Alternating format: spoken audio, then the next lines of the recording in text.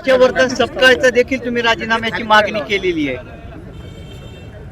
राष्ट्रवादी काँग्रेसच्या राष्ट्रीय अध्यक्ष आणि राज्याच्या पहिला महिला उपमुख्यमंत्री आदरणीय सुनेत्रावहिनी पवार यांच्या संदर्भात काँग्रेस पक्षाच्या नेत्यांनी जे वक्तव्य केलं त्याचा जाहीर निषेध करण्यासाठी राष्ट्रवादी काँग्रेसचे सर्व जिल्ह्यातले पदाधिकारी मोठ्या संख्येने आलेले आहेत.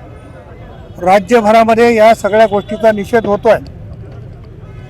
खरं तर काँग्रेसवाल्यांना त्यांचं भान गेल्याची प्रचिती आता होते की काय अशी शंका निर्माण होते.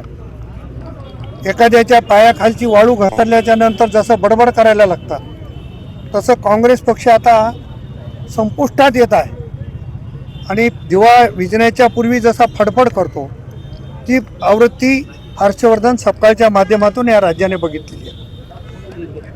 आदरणीय अजितदादा पवार साहेबांच्या जाण्याच्या नंतर राष्ट्रवादी काँग्रेस आणि महाराष्ट्रातली जनता अस्वस्थ होती.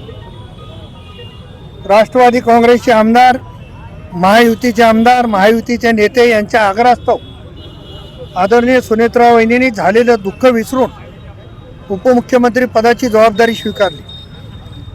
लाखो राष्ट्रवादीच्या कार्यकर्त्यांच्या भावना लक्षात घेऊन पक्षाचं राष्ट्रीय अध्यक्षपद स्वीकारलं आणि अशा एका कर्तबगार महिलेच्या संदर्भानं अशा पद्धतीचं वक्तव्य करणं म्हणजे जाहीर निषेध करण्यासारखं आहे आणि आम्ही त्याचा जाहीर निषेध करतो आहे.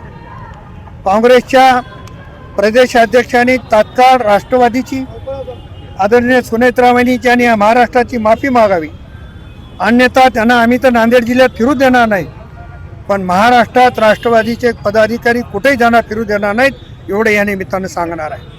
एकेकाळी आदरणीय इंदिराजी गांधी यांच्या संदर्भानं असाच उल्लेख केलेला होता. याचं भान कदाचित काँग्रेसवाल्याला नसावं आणि ज्या लोकांनी अशा पद्धतीचा उल्लेख केला होता त्यांनी दुर्गा म्हणून इंदिराजीची तारीफ केली.